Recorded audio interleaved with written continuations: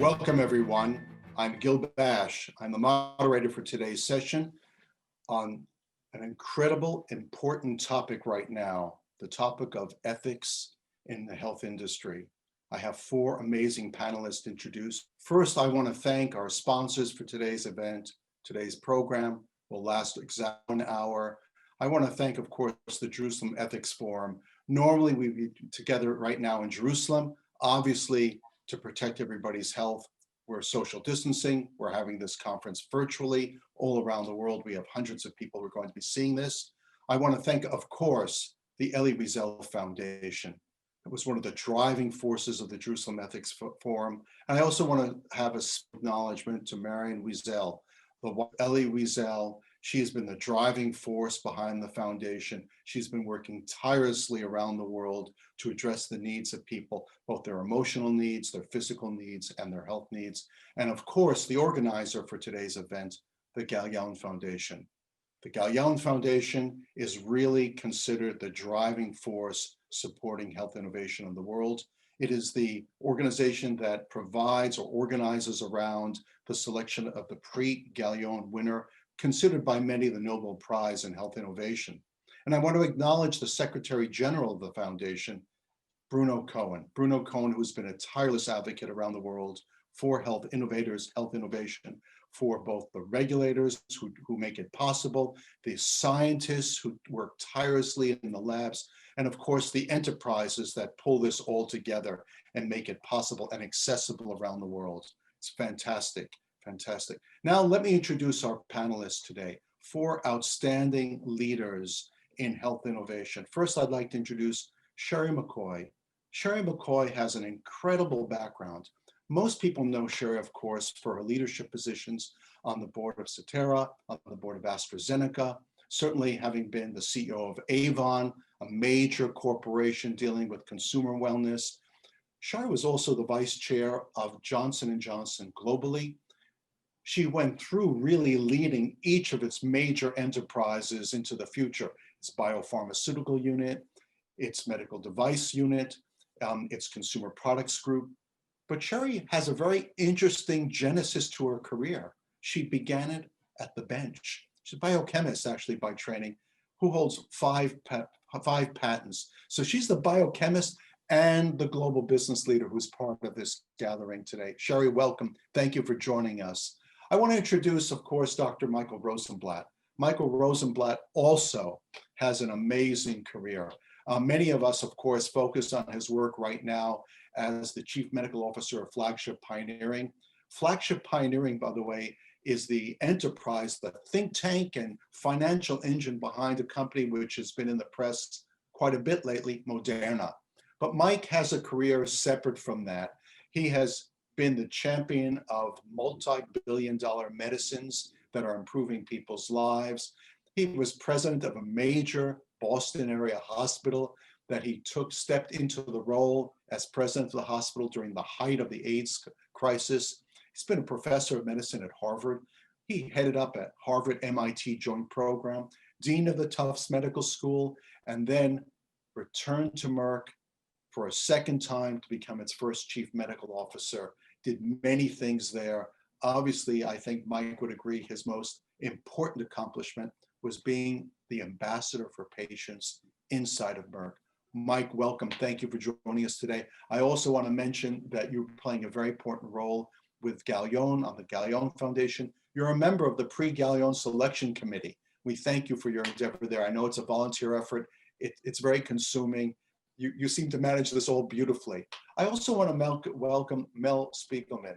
Mel is the CEO of the TB Alliance. The TB Alliance is, while he'll say he wasn't the founding CEO, Mel came in at a stage in this organization's genesis where I guess, Mel, there were fewer than 10 people employed by the TB Alliance. They said, hey, it's in New York, go downtown, take a look. And you embarked on a huge public health endeavor to look at medicines that could be made available around the world. You had a number of products that have approved. Congratulations, you were this year's Prix Galien recipient in the pharmaceutical category. It's a great honor. It's a great privilege to have you there. The Prix Galien is considered, as I said earlier, the Nobel Prize of Health Innovation. So I imagine you keep it under lock and key. To those listening, it's actually a gold medal, by the way. People don't realize it's an actual very elaborate gold medal. So congratulations to you. I also know that you and Sheri McCoy have worked together in the past, not perhaps in the same room, but actually around a very important global project dealing with AIDS. And maybe we'll get to that today. I also want to welcome Junaid Bajwa to this gathering. Junaid is one of 3 physicians we have with us today who are actually dealing both with medicine and the business side. Junaid is a global leader in many different categories. First of all, if you're in the UK, where Junaid is joining us from the United Kingdom today, Junaid actually is an advisor to the NHS. He's a dedicated physician. He is a physician-patient advocate. He's a policy advisor on the practice level to hospital systems in the United Kingdom. He's also been the global head of digital health for Merck, and he is currently Microsoft Research Chief Medical Scientist. So he really spans the universe from digital health, biopharmaceutical health, health policy, and oh yes, he's into robotics, as you see over his shoulder. There is R2-D2, lovingly put together by Junaid and his, is it 7- and 5-year-old son, if I'm not mistaken? 7 and 10. Right. So that is quite an accomplishment. And first of all, most of these people are on LinkedIn, on Twitter. I actually got the breaking news about R2-D2 off of Junaid's Twitter feed. So I recommend you follow him on Twitter if you're interested in biomedical innovation, digital health, and Star Wars. So let's get to our first question today. And I want to direct this to Sheri. You know, Sheri, you have the heart of an inventor. You've been at the bench. You've led major enterprises. You're now, you hold key board positions for companies that are really changing the face of health. And I want to just touch on not what you're doing at AstraZeneca, and Mike, not what you're doing at Flagship with Moderna. I don't want to get into specific issues right now, but I do want to deal with our responsibility to be drivers of our ethical responsibility to be drivers of accurate information. There's a lot of information out there about vaccines, a lot of concern in the United Kingdom, in the United States, around the world. I want to deal with 2 particular questions, Sheri, if you could touch on them. One, what is our responsibility as health innovators to really be drivers of accurate information? And 2,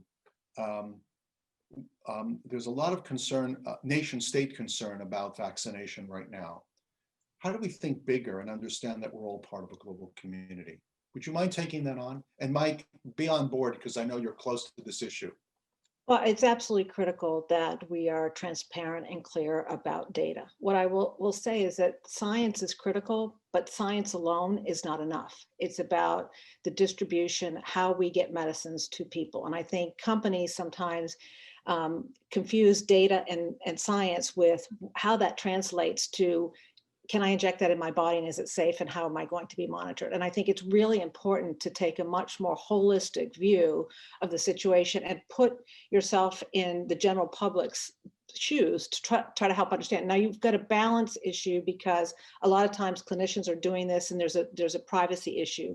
But I think it's really important to have the empathy, the understanding, and really the perspective that it's a much broader issue than just having the science and technology. It's how it gets to the individuals, how it's priced, and all of that needs to be conveyed in a way that people can understand that. And it requires collaboration, it requires constant communication, and really putting yourselves in the shoes of the people that are receiving it. No, and Sheri, just I'm going to circle back to this access question because I know you collaborated with Mel before on access issues. Just want you thinking about that. Mike, one of the stories listening to Sheri that I think about when you were doing, you were really looking at maternal mortality in other parts of the world. And now we're looking at vaccines and disinformation or dismediation and what do we believe in and all that. Sometimes there are pressing public health problems that we just don't seem to understand. You've been a global advocate for helping us sort of like get closer to people with those health concerns. And listening to what Sheri just said right now, does our industry have an ethical responsibility to get in there and be the voice of well, as Sheri said, empathy, of connecting to people, not just like, here's the data. What's our responsibility to get down into the communities and say, hey, this is what we know. This is what we don't know. This is what you need to know. Well, we absolutely, in my view, have a responsibility to do that. All of these wonderful innovations, inventions, bright, shiny new objects in medicine, they're not going to go anywhere unless we have access. We've had challenges, as people know, candidly, for the pharmaceutical industry, but we've got a set of challenges now that we've not had before. Disbelief in science, disbelief in the institutions, or lack of trust of the institutions that implement science, like the FDA and the CDC. We haven't had things before like this before. And if we don't do everything we can to restore trust and maintain trust, we're not only doing a service to the population, but in particular, I think about the people who stepped up to be in the clinical trials.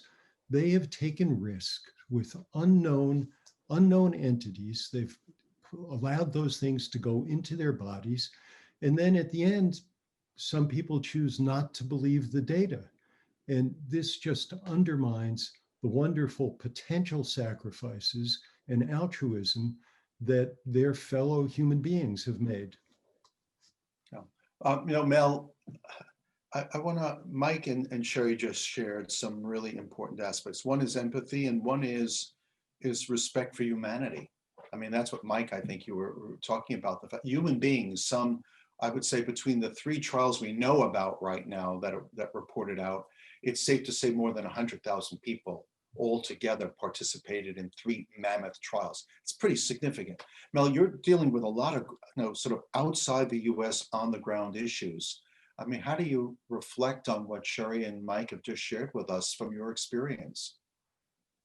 It is so critical, it's unbelievable. And to the extent that what we have done is just one example. Every place that we have a clinical study, a site, we start a community advisory board that's independent of us, but we give them all the information, educational material, etc., so they can reach into the community to make sure the community is really comfortable with the clinical trial. And this just is really the first step of so many, because proactive education, we believe, is as critical as the best science. So taking that, the three of you have just talked about information, and Junaid, you've been in at the Colossus of Merck in a global position. You're now at Microsoft. Obviously, Microsoft is a change agent of how we work. And you take a look at information, you take a look at data. But I want to pull people into a little piece of you that's not known well. Maybe you're not even connecting with it. But I had a chance to meet Ali Parsa of Babylon Health by way of introduction from you. And of course, Ali is, and Babylon Health is looking at making health accessible in Africa, in Asia. Forget about the United Kingdom, where they have a collaborative relationship with NHS. Like Mel and others here, I've seen pictures of Mike in Africa. Sheri travels around the world. What role is data going to play? What surprising role will data play? And how do we get society to respect data? Not as like the science, but back to what Sheri said, how do we get people to develop an emotional connection to data? It's a great question, Gil. So, I mean, in terms of my personal background in which I'll answer this question, I just think that I've had a range of different rotations that I've led in life. So if I take my medical context, I did my surgical rotation, primary care rotation. I was fortunate enough to do a payer rotation. I was even more fortunate enough to spend 5 years in a rotation at Merck, and I'm doing a rotation in big tech. And I hope that this will be my specialism. But over time, I've built up these different experiences, but my mission has been the same, which is impact at scale. And what I've grown to learn, both through medical school and now, is medicine is an art and a science, and you can't escape that. And the science of medicine is understanding complex data forms and translating them into meaningful insight that then translates into more impactful outcomes. The data by itself is in my mind, just a substrate. You need domain expertise through specialists, physicians, nurses, pharmacists, exceptional scientists who can then translate and ask the right questions of that data and then turn it into something meaningful. But partnerships with patients is also critical to that. So for us to understand what are those things that address mass populations and what are those things that address small populations. COVID has been almost a wartime effort where a global community has come together to address a common problem, clearly articulated.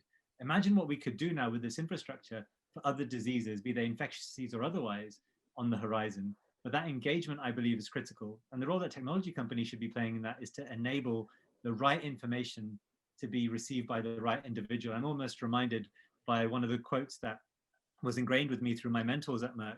The one quote that people remember is, medicine is for the people. But the end of that sentence is also, we cannot rest until a way has been found with our help to bring our finest achievements to everybody. And actually, that just means with our help, there's clear partnerships here to be done. And we're now a global community, be that through social media, through Zoom or otherwise, that enables information to be disseminated. I just got a text, by the way, from George Merck, who said you got it right, and he thanks you very much. So that kudos to you. And by the way, that's the power of technology going into the next world and bringing back messages here. So that's impressive. That's impressive. Sheri, I want to take what Junaid just said, and you've covered the gamut in health. I mean, you've been in biopharmaceuticals, you've been medical devices, you've been in consumer products. You've also your Avon experience is extraordinary because you've kind of looked also at wellness from a new perspective, which is, I'm going to say, almost the psychodynamic, the emotional aspects of wellness. I often find that in the post-COVID environment, we're going to face an explosion of what is termed non-communicable diseases. And we will get through this COVID period. We will have a variety of different vaccines. And then I'm wondering, and this is a question to you, I'm wondering, are we going to face another pandemic that we're not talking about right now, which is hypertension, high cholesterol, heart disease, prediabetes, diabetes, respiratory disease, undiagnosed cancers? And here's the dilemma, the ethical dilemma. On one hand, should our industries, technology and health innovation, be talking about this now, or do we have to wait until we get through this to sort of say, hey, we need to go back to the basics of medicine? without feeling like we're trying to sell something. I mean, that's the dilemma we're facing, right? Sick people, and we're on the cutting edge of solving some of those problems. Do you have a prescription for us of how we navigate this and not look like we're salespeople? Well, I don't have a prescription, but what I will say, I mean, the thing that concerns me the most is mental health. I mean, if you look at what's going on today, it's the mental health burden that influences all of these other diseases. And so I don't think we can afford to wait.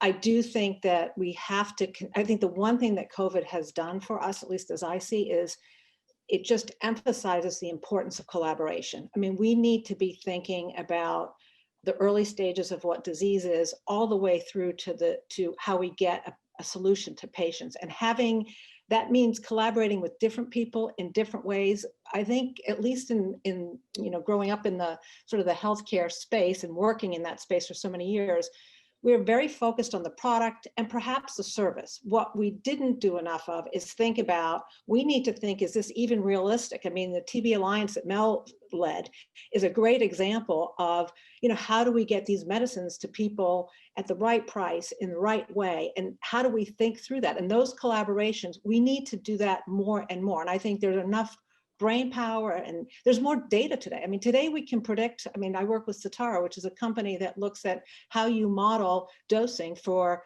pediatrics, and you can do things so you don't have to do clinical studies. We have to continue to think through all of these different components to figure out how we find solutions. So I can't answer your question about all these other things, but I think we can't wait. We just can't Mental wait. health, we've got to rally to something. Yeah. So I want to go to, yes, Mike, you want to add something? Sheri, because you said, are we about to have I think we are having a pandemic in cardiac disease and some of the other diseases. They already kill many more people than COVID does. So that's number one. Number two, for these chronic diseases, access is really, as Sheri says, it's the central problem. We have, if we filled medicine chests around the world with just generic drugs, remember 90% of the prescriptions in the US are for generic drugs. We have great drugs to address this. They're just not getting to the right places. Global pharmaceutical companies, that's a misnomer. We only reach 20% of the population in these global things. And then the last thing I would say in terms of the pandemics that you pointed out is we have an opportunity, because of a change in science, to be able to predict who's going to get a disease 5 years from now, whether it's diabetes or osteoporosis or other diseases, in a way that allows us to take measures to defend ourselves against disease or prevent disease that's very different than the concept of preventive medicine, which is eat right and exercise and don't smoke. I'll get back to you on that one. I have some issues there, but Mel, look, Mel, I look at your model. I think you're 50 people in the TB Alliance today, something like that, 70 people, somewhere around there. And I don't know how many medicines you and your colleagues have brought to the market, quite a few. You're dealing with some of the most fundamental challenges of access in the developing world. And everybody's been talking about collaboration. Your total model is based upon bringing it forward to another level and then collaborating with a partner.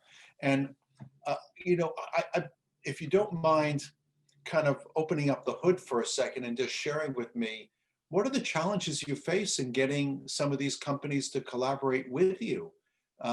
Without that, it's not going to happen. I mean, that's an ethical issue, access. Oh, yeah, no, we could spend the next hour on this. I won't. We can't. No, so first of all, the model is collaborating from day one. It's not collaborating when you're ready for access. You've got to think it through from day one, at the beginning, all the way through to the end point. That's number one. But to answer your question, it is very challenging. And the issue is always aligning the partners.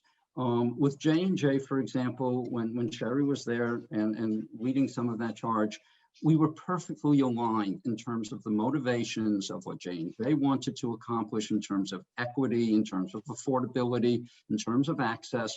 And so it has worked beautifully with already a 12-year collaboration. It's still ongoing. We still have meetings every day with J&J executives and the workforce, and the same with multiple other partners. So the first step is alignment on motivation, alignment on what we're trying to achieve. Once we have that, then it really works great. And that is the real challenge, I think, that we really face. Make sure that we're totally aligned in what everybody's trying to accomplish. Thank you for that. And that's a great example. I know that that you and Sheri actually were working sort of like almost in adjoining conference rooms to make that AIDS collaboration possible. Tuberculosis, by the way. Tuberculosis, I apologize. And Junaid, so Mike, Sheri, and Mel have just brought up, they've all said collaboration, and I know that's close to your heart as well. I've got a concern, and I'm hoping you can resolve it for us.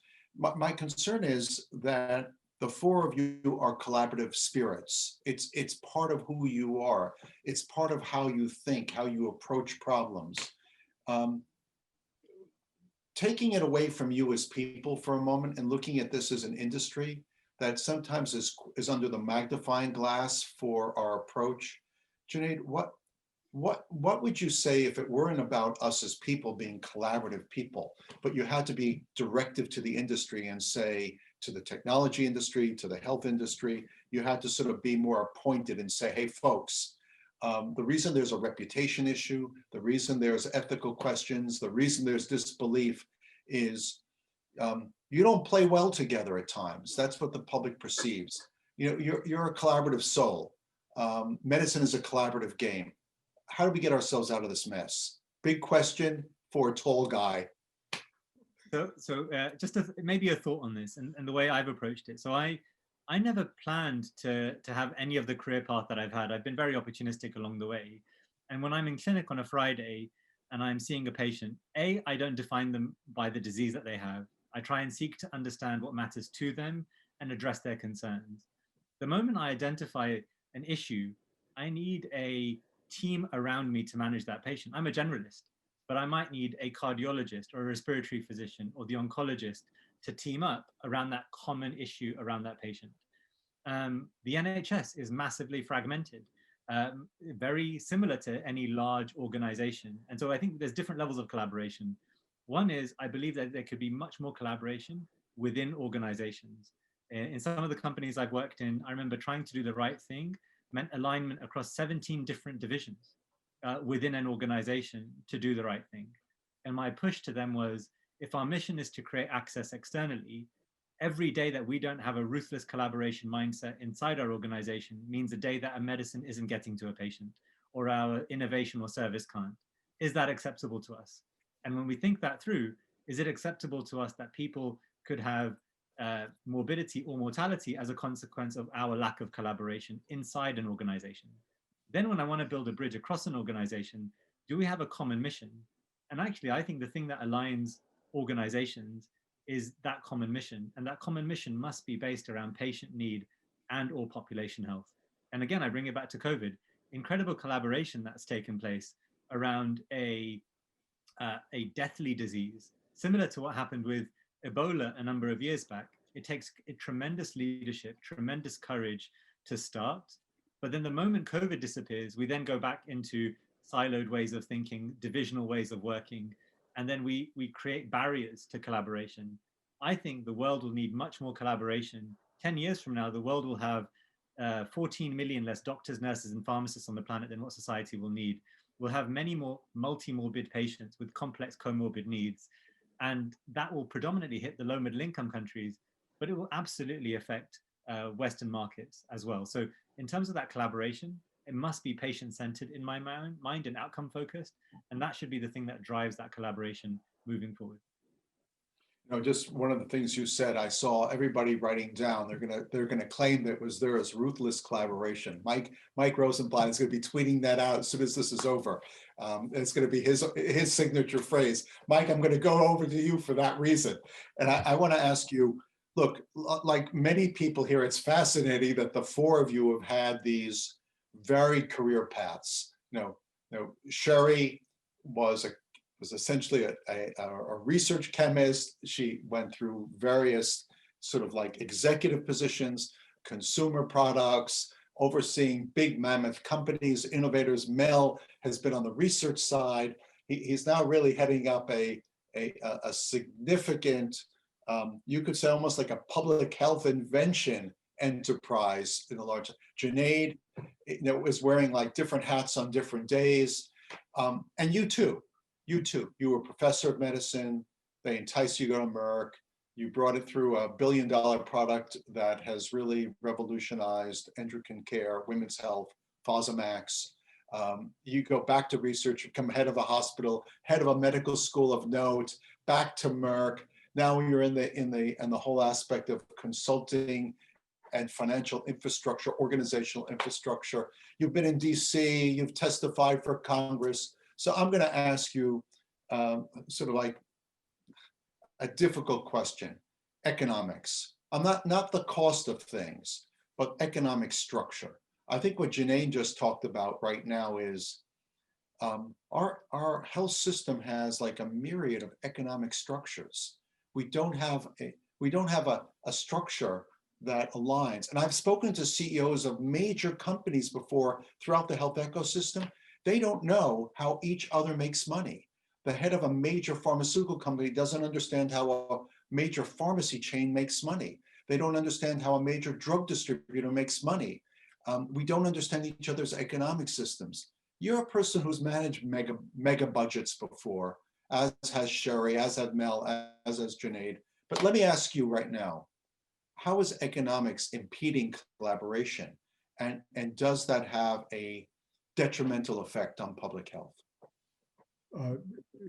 Gil, it is a great question. And I think it's kind of an invisible force like gravity behind all of this, because the economics actually get in the way of collaboration in many, many instances. There are different incentives in these different sectors.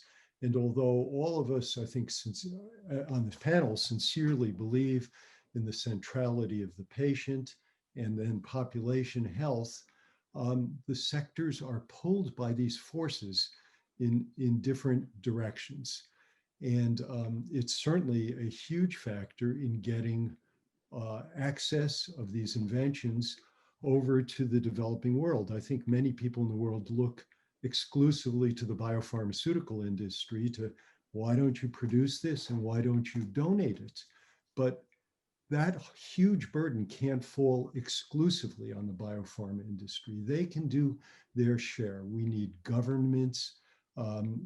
Academia is a great place for helping to invent and also figuring out how to get these things. So, it's rare that we get the alignment often, and when we do, we can do wonderful things, but especially when the economics are working at cross purposes, it makes collaboration very, very difficult. Thank you, Mike. I think that you framed that well. And Sheri, you've had to deal stepping in. You shared with me a story once for a program that I had with the CNS Summit. And you talked about coming into the biopharmaceutical sector. They were talking about a deal, and you said, are you speaking to these people over there about this? They're doing something similar. And so you looked at like the alignment of people. You're now really guiding some of the biggest companies in the world as a member of the board of directors of a company like AstraZeneca. Mike just talked about alignment and sort of like trying to understand each other. How does that play out in success? Not only the success of an enterprise, but I'm going to bump it up because we're dealing with ethical issues. The success of addressing people's health needs on a very practical, local level. how does the lack of alignment and collaboration diminish care? Yeah, I think Mike touched on it really well, that it's not enough. I mean, I think one of the things that the biopharma industry has been talking about is we're doing a much better job collaborating with one another, sharing data earlier. That's not though good enough to be able to say that's how we're going to be able to get medicines to people all around the world. And you see it today, even with COVID and the vaccines. I mean, we use the word global pandemic because it's a global issue. And one company, one country, one product for that matter, is not going to solve it. And so it's really important, and I think Mel touched on this, to come together at the very beginning, because the way you produce, the way you manufacture, the way you get the policies aligned, really starts at the very beginning. And if you know you have to get it for 3 cents in one market and you can afford perhaps $3 in another market, you may design things very differently. Now, we're in sort of a time right now where we're trying to go as quickly as possible. But as we think to the future, it's about starting from the molecular level all the way to what happens by the time it gets in the body, and thinking about those points. And I think that's the part sometimes we don't think through. We kind of focus on that, and then we go, okay, now we got to go work and try to lobby the government, work with regulatory. It doesn't work that way, and it's disparate. I mean, every single country has their own ways and approaches, but we have to look at the totality as we're designing these different programs. And I think that's critically important going forward. No, you sort of like were referring to Mel, and Mel, I want to stay with this for a little bit, because your whole infrastructure is dependent upon collaboration. Is that correct? And as a result of that, I'd be curious to understand the collaboration that exists not only between you and companies like Merck or Johnson & Johnson, but also collaboration with governments. Do they see your interests and their interests as aligning? And what do you do to sort of make them realize you're trying to help people as expeditiously as possible? I mean, there must be, and if it isn't, say it, but is there a suspicion when you come in and you're trying to do something, or are you relying on previous track record that's helped you win over trust? So, yeah, I mean, so starting with that, absolutely. There is nothing that works better or that helps build collaborations than trust. If you don't trust your partners, you have no collaboration. That goes to me without saying, and building that trust is such a critical part of any endeavor. It's not just in health, et cetera. And again, it goes back to when we work, whether it's with academic partners, whether it's with the for-profit pharmaceutical industry, whether it's for governments on the funding side or it's governments on the implementation side, it is critically important to match up what we're trying to do with what the government, the academic, everyone else is trying to do, and to make sure that, going back to what Junaid was talking about, to making sure that everyone has kicked the tires well enough that within all the branches who are going to be involved, they're going to understand exactly what their role is, what our role is, etc. Then it can work beautifully. So I think there are formulas for how we get, frankly, from where we are today to where we need to be. We can do it, but it's not easy, and it's going to require real commitments. And frankly, I think COVID, the silver lining in this tragedy is that it has brought out the necessities of doing a lot of things that many of us have been talking about, but there was never enough stimulus to get everybody to do it. Hopefully that will persist even in the post-COVID environment. Thank you for that. And thank you for mentioning Junaid's name, because I'm going to you, Junaid, right now. You left Merck and joined Microsoft in the midst of the pandemic. I don't even know if you've seen your colleagues yet around the world to the extent that you would have hoped at this point. Science is about data. Microsoft is about organizing data. And I wanted to ask you the fundamental question. Our industry, the health innovation industry, generates vast amounts of data. And we seek to understand that. But I think that one of the challenges we have ethically is we don't trust the security of data, and we don't trust, I'm wondering if we don't even trust the data. Many of us on the science side do, but can we say that about society? And how do we democratize data in order to create a level playing field between the developing nations and the developing nations? It's a great question, but I did know that Mike had his hand up too. So Mike, I didn't know if you wanted to go first, and I'll absolutely answer your question, Gil. Yeah, answer the question, and then we'll pop over to Mike. Mike will respect my moderating for a few moments. Mike can answer all these questions, but he's going to jump in a moment. We're going to come back to Mike. So I'm personally very mission driven, and so it was the mission of Merck that brought me to Merck. And it was the mission of Microsoft to think about how do you empower everybody on the planet to do more with technology. And my personal mission within that has been, how do you transform the practice of medicine with human-centered AI? So huge opportunity to start thinking through things in a different way. But we can only do that through partners. So Microsoft has a incredible partnership ecosystem, over 100,000 partners across the world in healthcare. And I personally have the opportunity to go deep into understanding the biopharma space. So some of our public announcements, I have the privilege of leading some of those. And having seen and done my rotation at Merck, now thinking through what we can do across the biopharma landscape is pretty extraordinary, right? In terms of, we spoke before around the economics of healthcare. Do we do a really good job of just re-emphasizing how long it takes? Or it's almost, pharma can also be thought of as a business of failure. Every medicine that is discovered is not a success. I mean, the shots on goal are extraordinarily low. For us to have 3 vaccines now is absolutely extraordinary. And I believe some of it's been powered by the technology at our disposal today. And so how do we understand how long it takes to bring medicines to market and engage with the public and re-engage with the public on the back of what I think can be a huge opportunity now in COVID to re-engage and educate, because it's not just the economics of healthcare, it's the politics of healthcare that we should probably think about a little bit as well. In terms of your question on data, I think people overestimate what data is. I think actually you need to refine that data first. Once you've refined it, then turn it into meaningful insight and then translate it to outcomes. Data for me is just like saying, isn't it great we have oil in the back garden? Oil in the back garden is not a utility, nor is it useful, nor can I do anything with it. Only once I've built the infrastructure around that to pump it out of the ground, refine it, turn it into plastic or turn it into fuel, then does it hold value. And the technologies that many companies are building, Microsoft included, are thinking about what is that infrastructure that you need to build to enable for us to do things at scale. I find it pretty funny with my 7-year-old and 10-year-old. They say, what did you use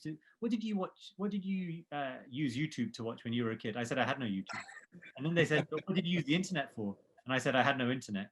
And I said, I had to wait 7 days for an episode of Knight Rider to come back on TV. And they're like, but you couldn't just watch it all in one go? I mean, the technology in my short lifespan has changed so much just on that experience side. It'll change again for the next generation. And their expectations of what healthcare should be, how all of our healthcare data is joined up, how all of our, not just our healthcare data, but our genomic data, our economic data, our social determinants of health data, to move to a story of personalization, should they wish to engage with that, will be absolutely extraordinary.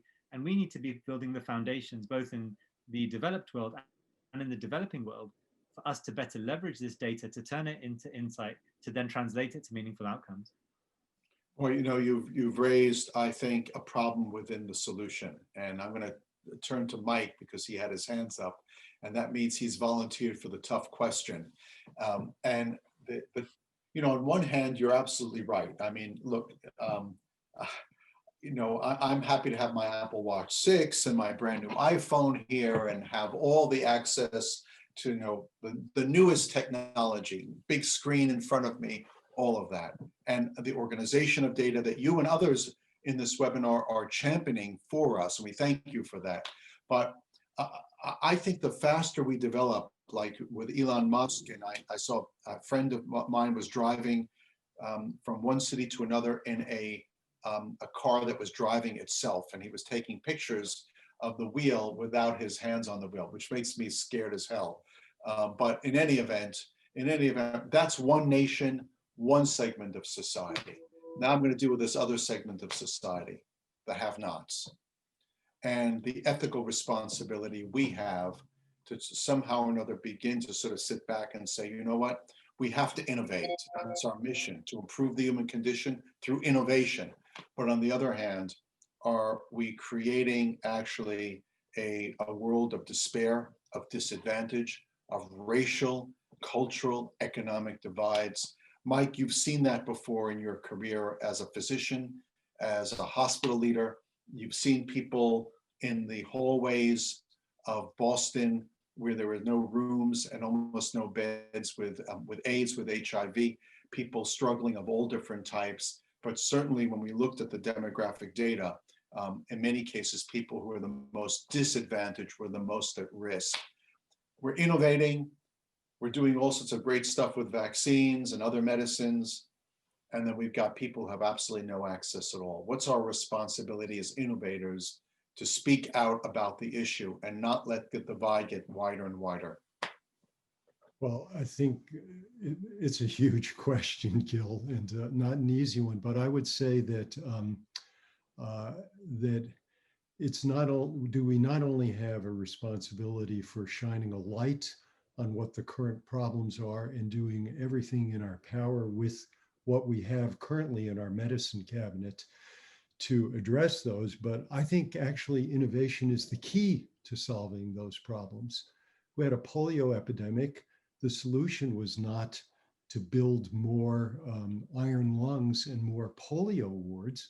The solution was to develop a vaccine. The solution for today's problems are innovations, and in particular in the biopharmaceutical industry, it's a subcategory of innovation, which I call invention. Things you can touch and feel, medicines, devices, vaccines. These are the things that we can do. And to make sure that we're inventing for the right needs, we need to bring patients in, and that includes diverse patients. So we need to see what their needs are. We need to listen to them. We need to involve them in the clinical trial process, the design process to make sure that we're asking the right questions in our clinical trials so that they'll also be part of it and have ownership. And in a way, they can be our North Star. But you know, I have this very strong belief that the solution to these problems really comes from invention. You know, Mike, I'm going to say a big takeaway for me from your comment right now is, which you do so well, is to create a mindset of understanding and appreciation that we can't escape from the issue. And I think that our ethical dilemma, the polemic we face, worsens when we don't acknowledge the fact that we need to bring people with health concerns to the table as partners. Someone once said to me, we're not inviting them to our table. It is their table. They've got all the skin in the game. It's time that we recognize that and change that. Mel, I want to go to you for a second because, you know, all this is well and good, but the reality is it's about access ultimately, and you recognize that. Very little of your work, if I understand correctly, is in the United States. Most of it is doing things in the United States for the rest of the world. First, is that correct? And if so, why is that? Why is that happening? You know, that you have to focus on other countries. So our mission is to help end the TB pandemic, and we go wherever it's best in order to fulfill that mission.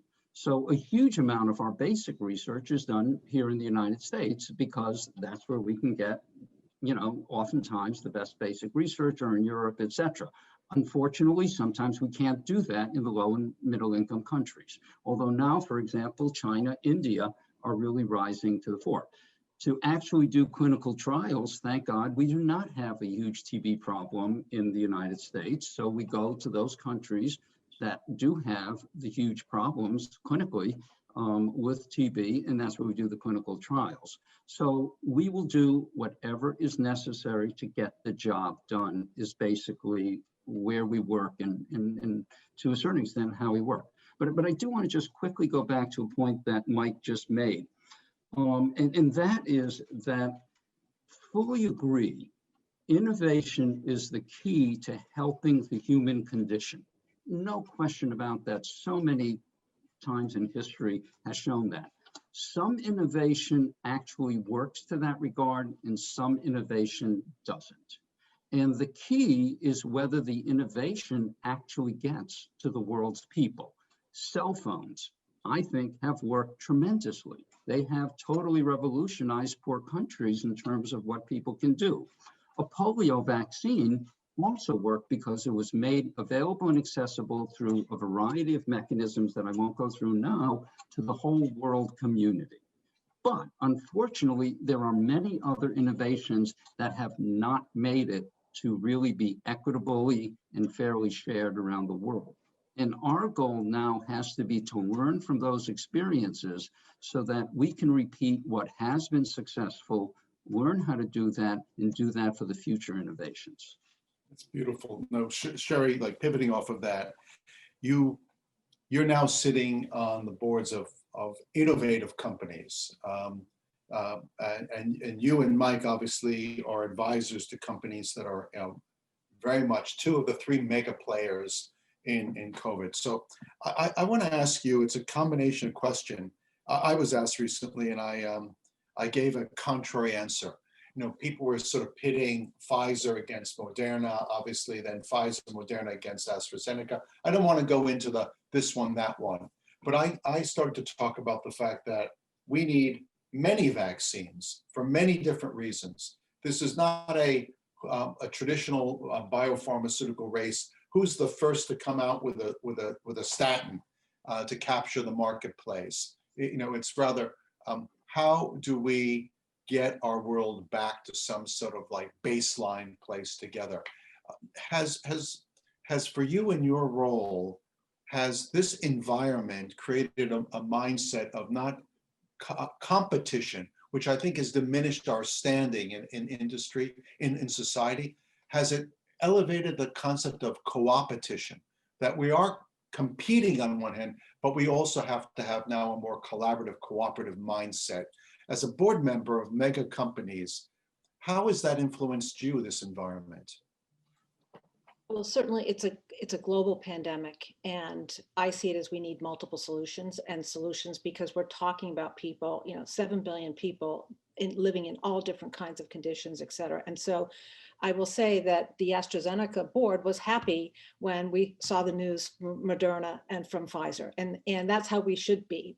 Obviously, we want to make sure, as a representative of AstraZeneca, we're doing everything we can to ensure it's safe, it's efficacious, asking questions about the clinical studies to make sure that we're getting broad range of population all over the world, different ethnicities, gender, et cetera, and making sure we're doing that. And that's the responsibility of a board. But ultimately, the solution, we need multiple solutions given the size of this. And I'm hoping that that translates to the future in terms of how we think about other other conditions to provide new solutions. Absolutely. That's a great answer. And I think I could see Mike, who's on another one of those mega projects, nodding away there. And by the way, because of your positions of influence in the world and in the industry, I can only say, as someone who's dedicated to health innovation, it really gives me great confidence when I see industry leaders like the four of you sort of working in harmony and not sort of like, I'll speak to you after this is over with a fist raised. It's good to see smiles and nods. So I want to go around quickly with a sort of a question, a bookmark question. We don't have to resolve it, but the question is ethics. Our industry, certainly when we were in this industry, for 3 years in a row, a biopharmaceutical company was Fortune's most admired company, year after year after year. And the world's most admired companies were health innovators, right? They were, when we took a look at our industry, it was the most admired industry in the world. I mean, COVID is a game-changing moment. And people have a deeper appreciation for the spirit and drive of health innovation. But I wanted to ask you a two-part question, each of you. Same question. One, what do we need to do to sustain that admiration and appreciation? And two, and you can answer them in reverse if you prefer.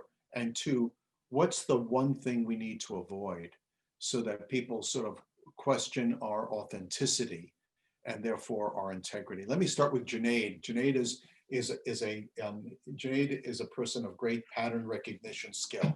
So one, what do we need to do to continue this momentum of admiration, and what do we need to avoid so that we don't find ourselves in the mire of pre-COVID that we were facing? So great question, Gil. So my thoughts would be, and I'm minded of a paper I wrote on my MBA around just what you said around, there was a period in the early 90s, late 80s, where a single company was the most admired company in the world for a number of years, right? And that was Merck. And it was when Roy Vagelos was the CEO of the company, and a number of And Mike Rosenblatt was there inventing drugs, by the way. Yeah. And I think there's something around what does it mean to society? And I break it down into the differentiation of Merck at the time, the relevance for Merck at the time, the esteem that people had around it, and the knowledge that people had. So the degree of transparency, and it was medicines making an impact, but then also decisions for low middle income and other markets. So what they decided to do with a river blindness drug, what they decided to do with the Hep V vaccine, to create equity and to create transparency, to show what good in the world medicines can do, was fantastic. And then a lull period happened. Could we again be an industry that is differentiated, that is relevant, that holds huge public esteem, and people have knowledge about it because of the transparency that we've created over the last year, and we maintain that, but we don't lose sight of the equity that we must create. So as much as the importance, we talk about access and market access and other key disciplines within pharma, I think there needs to be a deep appreciation of equity in healthcare, and as much on equity and global equity as we have on access. Thank you. Mike, what do you think? What's the prescription for our sort of like maintaining this upward swing of respect? Well, I have three words to answer both of the questions, and the first two are congruent with what Junaid said. I think the ethical principles are what will win the day for us, and I see them as fairness and transparency. And if you keep those things front and center, you'll be making the right decisions. Now, we've had great accomplishments. We mentioned polio vaccine, we've mentioned statins, changing the course of cardiovascular disease. I think we're going to have huge contributions now to COVID. Either the pharma industry has sometimes lost the trust that it built with its own actions, or frankly, there's been amnesia like there was for the AIDS situation. My worry now, putting aside the reputation of the industry, is in all previous epidemics, they've been followed by amnesia. Who's talking about Zika? Who's talking about Ebola? People haven't said, and my real worry is we'll come through this and then have amnesia without establishing the things we need to do to protect us against the next epidemics and even pandemic. Thank you. Wow, powerful, very powerful. Sheri, your thoughts, please. Yeah, I think that it's so important that our humanity continues to shine through, and that everyone has a responsibility. It's personal in terms of the decisions we make. And so making sure that leaders in industry continue to set the tone and the culture and really drive that. I think that's what happened at Merck. That's what happened at Johnson & Johnson. I think that's something that we need to make sure we continue to stay focused on. And the downside of not doing that is, one bad actor creates issues for the whole industry. And so I think just that I think Mike said it well in terms of those ethical principles, just really training our people and supporting that and driving that and being role models is really important, because it is personal and personal decisions matter. Wow, thank you, thank you. Mel, you've been in big, Obviously, you're CEO of TB Alliance, but you've come from global pharma before. You were a major researcher. You were in an enterprise that really touched on one of the great autoimmune therapies in the globe, a multi-billion-dollar therapy that your company was involved in before you went to the TB Alliance. You're a partner with these companies. How does the industry, your industry as well, keep the momentum going for its reputation? The one word, and it really is what Sheri was talking about, is leadership. That's what's going to make the difference. It's people in leadership roles who are totally committed to doing the right thing at the right time. And frankly, it's people like Sheri who are going to make that difference, because it's the boards of these companies who determine the leadership. Thank you. No, Mel, that's my answer. I'm going to extend this. I'm going to extend this. I'm going to extend this, and I'm going to say that it's people like you, Mel, and Sheri, and Mike, and Junaid, who are going to continue to be the voice. As we wrap this up now, first, I want to thank the four of you. I do want you to know that this has been such an amazing conversation. We'll each get a recording. There will be a recording posted. I'm going to ask my colleagues around the world to see this 1 hour session made possible through the Zell Foundation, the Jerusalem Ethics Forum, and the Galien Foundation. Thanks to Cohen, thanks to Marion Wiesel. I'm going to ask all of my colleagues around the world to see this for professional development. This has been an exceptional hour. I feel very privileged to be with you. I want to thank you. And with that, I want to wish all of us great success. How? In improving the human condition. Thank you all. Thanks. Thank you. Thanks, everyone.